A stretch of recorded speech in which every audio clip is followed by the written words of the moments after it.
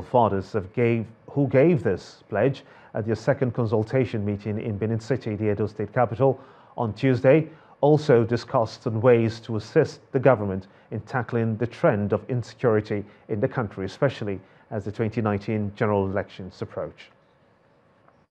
Royal fathers from the South-South and the South-East geopolitical zones of the country, seated and ready for their second consultation meeting in Benin City, the Edo State capital. The purpose of this meeting is to deliberate on how they can contribute towards ensuring a violence-free 2019 general elections in their domains. The chairman on the occasion, King Edmund Dakoru of Nembe Kingdom and Eze Berechi Dick of the Abia State Council of Traditional Rulers, in their remarks, gave more hints on what the parley stands to achieve. The fact that this attendance is far more than the first one we held in Abuja goes to show that people have noticed that a good thing is happening somewhere. We thank the Almighty for giving us today to gather in Benin City to deliberate our problems affecting the institution of South-South and South-East. Following the remarks, the meeting enters a closed-door session, after which journalists are briefed on the outcome of their deliberations. You know, the elections are just around the corner.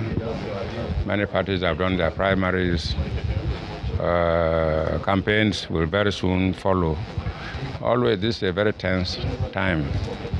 And the traditional fathers felt we should get together and look at the matter from a grassroots point of view. Without peace, no development. And particularly now that we are heading towards election, we have to talk and discuss, advise our politicians to play the game in the right way. The convener of the consultation meeting and the traditional ruler of Eleme Kingdom, Dr. Pt.2, says the traditional rulers are ready to play their roles as non-partisan fathers to all their subjects. And refer like the old man at home, you won't allow things to go out of place before we rise us. We cannot even wait for government to come and assemble us before we can come out to talk things that concern the national security. According to the organizers, this meeting, which is the second in its series, is a further affirmation of the commitment of royal fathers from the zones to mobilize for peace and development at the grassroots. President Muhammadu Buhari has officially launched the 2019 Armed Forces Remembrance Day Emblem and Appeal Fund, with a call on Nigerians to recognize and appreciate the nation's armed forces. At the launch, which took place at the Aso Villa Council Chambers, President Buhari charged the political class against fanning the embers of disunity. He also deplored the killing of 2 aid workers by Boko Haram in spite of government's efforts to avert the unfortunate occurrence. Honor and privilege to launch the 2019 Armed Forces Remembrance Day Celebration Emblem and Appeal Fund. Another year, another official launch of the Armed Forces Remembrance Day Emblem and Appeal Fund. It's President Muhammadu Buhari's first official duty of the day. It is painful. President Buhari had earlier praised the sacrifice of the Nigerian armed forces, dead or living. He wants Nigerians to at all times recognize and appreciate the role of members of the armed forces in the nation's security. He has a charge for the political class. There is a need for our political actors, in particular, to be decorous in their conduct and utterances in order not to fan the embers of disunity. We would have no country to lead if our acts of deliberate incitement lead to the disintegration of our dear nation. Beyond the launch, he calls on Nigerians to assist the legionnaires and the families of the fallen heroes by procuring and wearing the emblem with pride. He and other dignitaries led the way, with the federal government donating the sum of 10 million naira. I urge more business ventures to chip in by assisting the security forces in whatever way they can. In particular, we have consistently called for citizens and corporate participation in alleviating the suffering of widows and dependents of our fallen heroes. The chairman of the Nigerian Legionnaires, a body of ex-servicemen, explains what this launch means. I must appeal to everybody the significance of today. It heralds the beginning of 2019 Emblem appeal launch, and it will run throughout until the D-Day, which is January 15, 2019. At the ceremony were Vice President Professor Emil Shibaju, Speaker House of Representatives Yakubu Dogara, heads of security agencies, ministers and other government officials. From the presidential villa, Ibrahim Adra, Channels Television News. You're watching the news at 10 on Channels Television, reaching you live from Lagos. Let's flip sides now, shall we, to our Abuja studios, where Ibrahim Adra is standing by to take us through a couple of more stories. Ibrahim.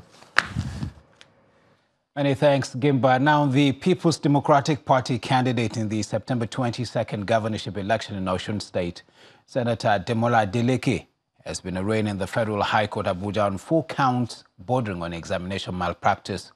Senator Adeleke, along with 4 others, facing the same charges, however, pleaded not guilty. The other defendants are the principal of Ojaro Community Grammar School, Osun State, the registrar of the school, a teacher in the school, Dario Lutokbe, and the senator's cousin, Sikiru Adeleke. The 3 officials of the school are accused of fraudulently registering Senator Adeleke and his cousin, Sikiru, as students of the school for the June-July 2017 Senior School Certificate Examination in February 2017. They were also released on bail. The court granted them bail, because, bail is at the discretion of the court. So the court, when they move the application, they look at the nature of the charges, and then the court now granted them bail. So that it will be enjoined for hearing on those 3 days that the court gave. Still in the court, the case of hundreds of bank workers affected by the recapitalization exercise of 2006 failed to resume trial today at the National Industrial Court in Lagos.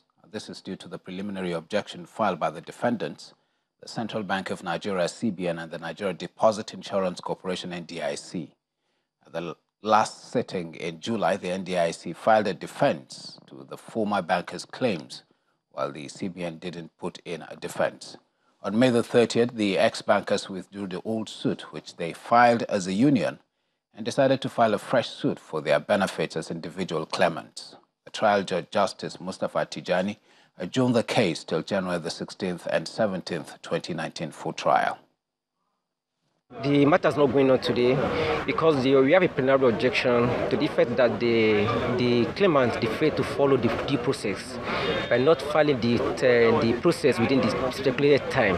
So in NHIS, we filed a plenary objection and they refused to respond to our plenary objection. And that means they filed their processes yesterday and we have 2 days to respond to their processes. But because of that, the court cannot go on. In between the last time we came to court and today, the defendants filed some papers, maybe not known to you now, preliminary objections. And we've replied, their preliminary objections. So that naturally, could not allow the matter to go on today now. So what we've decided now, or what we've agreed with the court now, is that to come back in January 16 and 17 precisely, both for the hearing of the matter and the preliminary objections. Now, in a new development, President Muhammadu Buhari has ordered the Executive Secretary of the National Health Insurance Scheme, Professor Usman Yusuf, to proceed on administrative leave immediately. The government has also set up a 7-man panel to investigate the allegations leveled against him by the scheme's governing council, which led to his recent controversial suspension. A statement from the Office of the Secretary to the Government of the Federation says the action became necessary in response to the growing tension between boards and chief executives and their attendant implications for governance. The terms of reference of the panel, which is to be headed by Dr. Hassan Bukar, include to investigate the alleged infractions against the Executive Secretary, to make appropriate recommendations based on their findings, and to examine all governance challenges in the NHIS and make appropriate recommendations. The panel has 2 weeks to submit its report. In the meantime, Mr. Ben Omogo, a Director of Administration in the Office of the Head of Civil Service of the Federation, has been deployed to oversee the affairs of the scheme. Time for a break now. When the news at 10 returns, Nigeria drops by 1 spot to 146th position in the 2018 edition of the World Bank's Ease of Doing Business ranking. That's now business news. Do join us again.